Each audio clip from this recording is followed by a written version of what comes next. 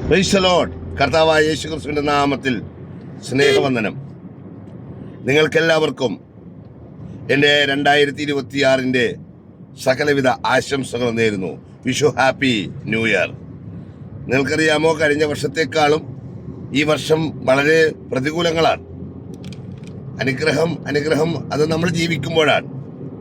ഇനി ഒരു കാര്യം സത്യമായിട്ട് പറയട്ടെ, നിങ്ങൾ വീട്ടിൽ കലണ്ടർ മേടിച്ചിട്ടുണ്ടെങ്കിൽ ഏത് മതക്കാരനായാലും ഏത് വർഗക്കാരനായാലും എന്ത് തന്നെ ആയിരുന്നാലും യേശു കർത്താവ് ഭൂമിയിൽ വന്നെന്ന് നിങ്ങൾ അറിയാതെ തന്നെ പ്രഖ്യാപിക്കുന്നു.